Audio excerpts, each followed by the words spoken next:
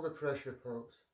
Okay, so this is a really good balance. It's one of the first sort of arm balances that I got, really, that I managed to go, oh, I understand what's happening there, and it managed to happen. I think I actually got this before I did crow for the first time. So for me, I kind of like this pose a lot, and I try and teach it quite a bit in my classes if I can.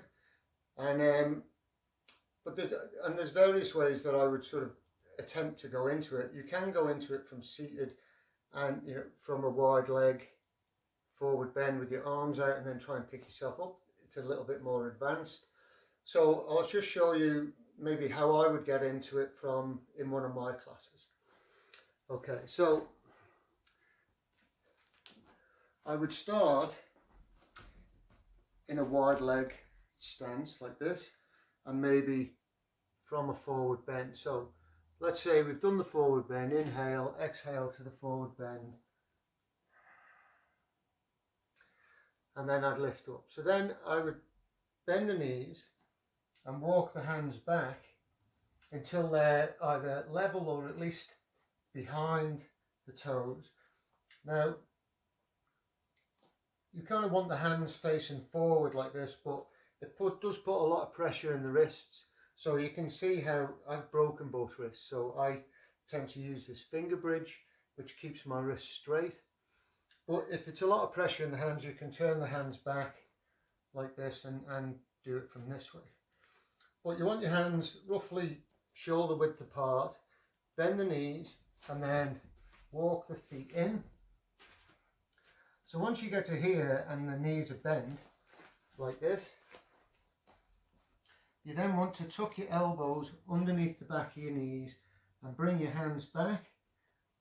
And then as you sit down, you'll find that you can grab the back of your elbows with your knees. So really how to do it is, once the arms are straight, all I'm doing is letting my sit bones come down and lifting my head, and then I come to this counterbalance and then bringing the toes together. So I'll do that again from the front. I bring the hands between the legs, walk the feet forward, and then try and get my elbows tucked in, bring my hands down, and as I sit down I let my tailbone come down and my head come up, and I come to this balance and then bring the toes together. Okay, so a couple of little tips is that letting the tailbone come down as your head lifts. Trust that little grip that you have with the back of your knees on your arms, but you do need to get your knees above your elbows. If it's below, your legs slip down onto the floor. So I think tuck them elbows in. So when I'm teaching beginners, sometimes having the hands close together is quite difficult, and it gives you like a narrower base, so you can feel a little bit off balance. So what I would do is I would get them to stand knees bent, and then bring the hands out wide like this.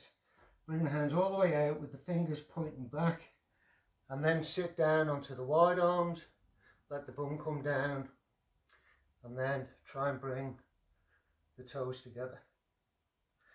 But then as you do that, the more you do that, you kind of work your hands closer together, because you're building up that strength.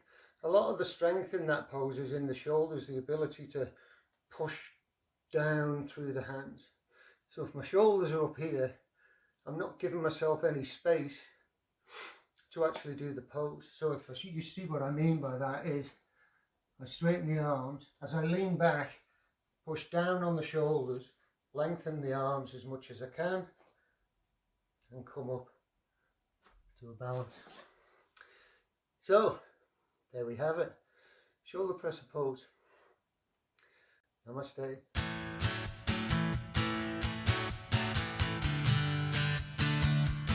Okay.